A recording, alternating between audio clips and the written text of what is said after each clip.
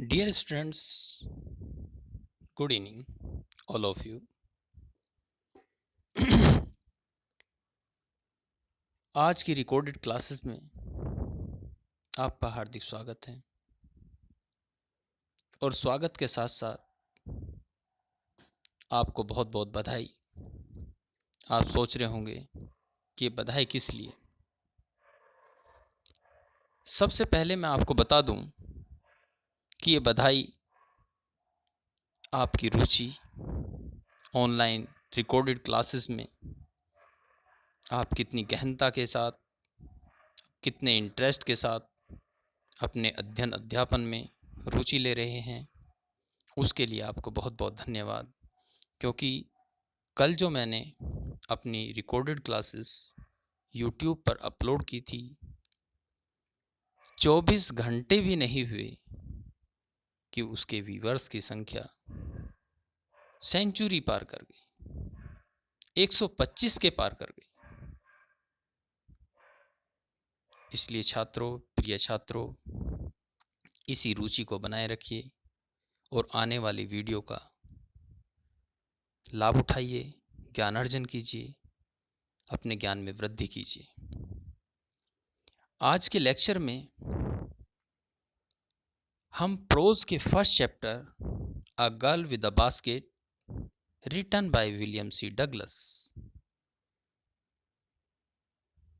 जिसको William C Douglas द्वारा लिखा गया है, वो कोई राइटर नहीं है, वो अमेरिका के सुप्रीम कोर्ट के जस्टिस थे और पार्टीशन के बाद 1950 में वो भारत भ्रमण पर आए। उन्होंने जैसा महसूस किया, उन्होंने अपने एसे के माध्यम से, जिसका नाम अ गर्ल विद अ बास्केट दिया गया, आज हम उसका अध्ययन करेंगे, विस्तार पूर्वक उसका वर्णन करेंगे। कृपया ध्यान से लेक्चर को सुने और अपना ज्ञान वर्धन करें। कोई भी समस्या, कोई भी दिक्कत आती है तो आप कमेंट के माध्यम से या मुझे व्हाट्सएप के माध्यम से या किसी भी माध्यम से अपनी समस्या का निराकरण करा सकते हैं।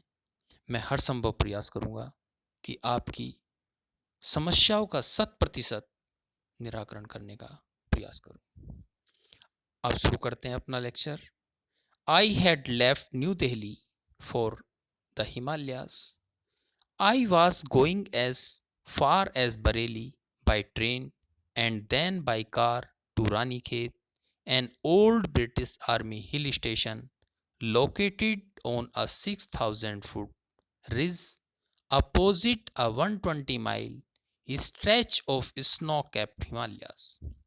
अर्थात ऑथर कहते हैं कि मैंने नई दिल्ली को हिमालय के लिए छोड़ दिया था।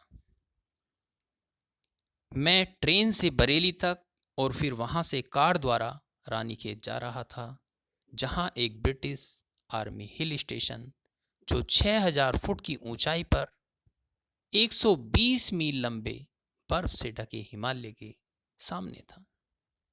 The train was slow, train बहुत धीमी थी, and stop at all the way stations, बीच में पड़ने वाले सभी स्टेशन पर ट्रेन रुक रुक के चल रही थी।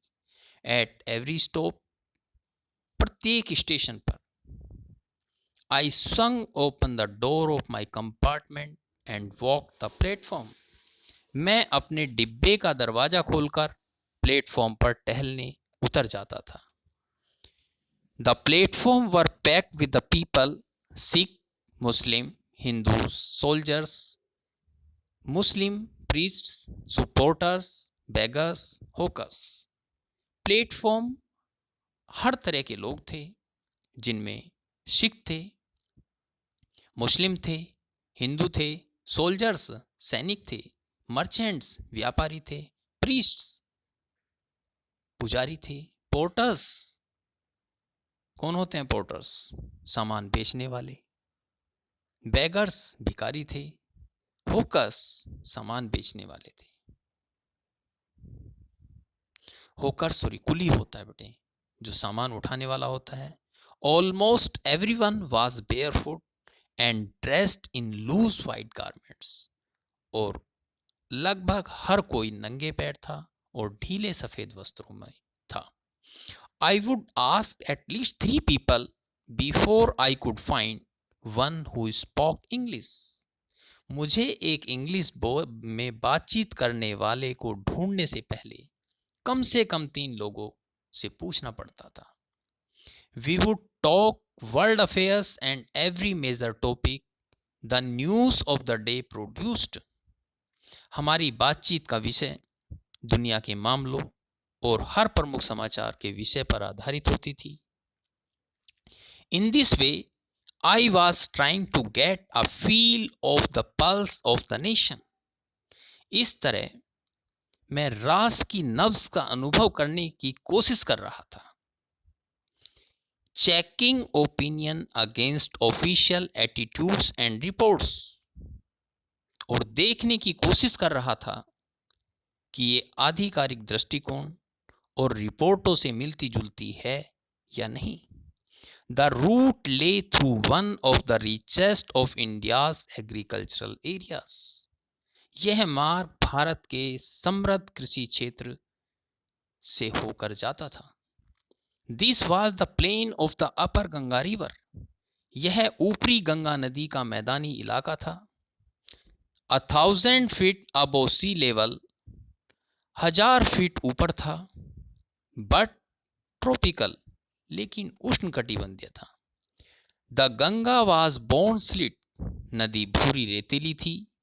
सोलन विद फ्लोड वाटर्स, और बाढ़ के पानी से भरी हुई थी। It's overflow inundating thousands of acquires of rice, और न जाने कितने हजारों एकड़ चावल के खेतों को भर रखा था।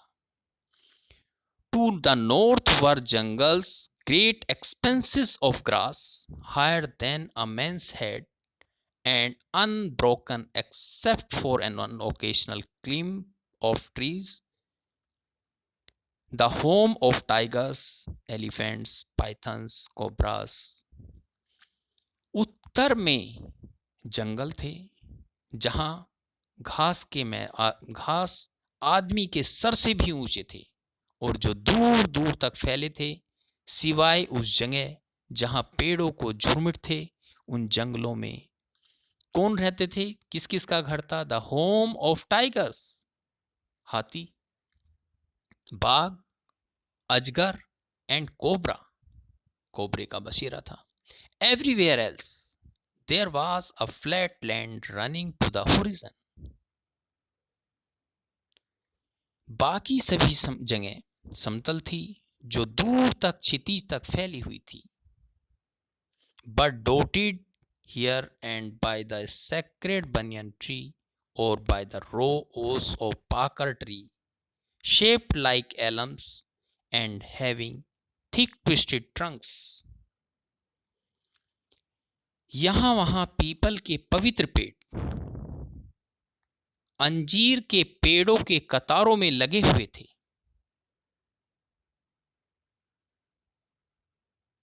इन्हें देखने पर ये चिराबेल के जैसे दिखाई देते थे। Having thick twisted trunks, hot humid air was moving in from the southwest. और गर्म हवा नमी लिए हुए दक्षिण पश्चिम की तरफ से आगे बढ़ रही थी। Monkeys, some of them mothers with babies, clinging to them and riding underneath swung of trees at the stations looking for food. बंदर, उनमें से कुछ माँ भी थी, अपने छोटे बच्चों के साथ थी और उनके नीचे चिपके थे और वे भोजन की तलाश में स्टेशन के पेड़ों पर छलांग लगा रहे थे। The villages we passed had walls made of mud mixed with the water and cow dung. जिन गांवों से हम गुजर रहे थे उनकी दीवारें कीचड़, पानी और गाय के गोबर से बनी हुई थी। Their peaked roofs were thatched. Bundles of grass tied to bamboo poles stretched across the rafters. उनकी नुकीली छतें फूस वाली थी जिसे छतरियों में फैले बांस के खंबे से छत पर बिछाया हुआ था। That day the pumpkin vines that grew over them were in bloom, trailing streaks of yellow over the drab walls. उस दिन इन पर उगे कद्दू बहुत खिले हुए थे और पीले रंग की लकीरें में भूरी दीवारों पर लटके थे। At one station, my routine of talking with the people was interrupted. Interrupted का मतलब होता है बाधा आना, रुकावट आना। एक स्टेशन पर लोगों के साथ बातचीत करने का जो मेरा दस्तूर था उसमें रुकावट आई। As soon as I alighted, a group of young children gathered around me. मैं ट्रेन में चढ़ा, कुछ छोटे बच्चे मेरे चारों तरफ इकट्ठे हो गए। They were selling baskets. ये टोकरियां बेच रहे थे। हैंड वोवन, हाथ से बुनी हुई। Read baskets with simple designs, साधारण ढांचे और डिजाइन से बनी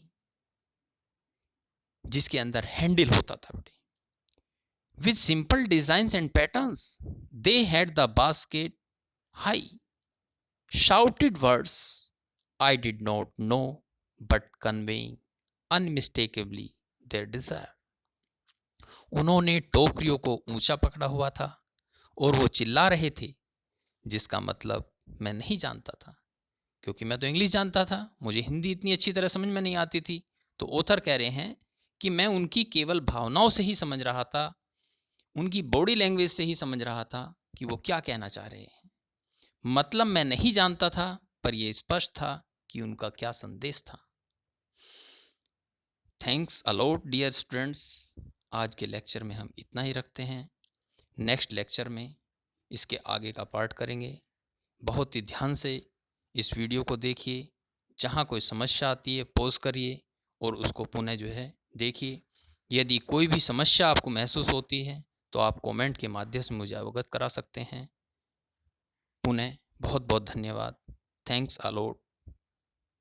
ओके।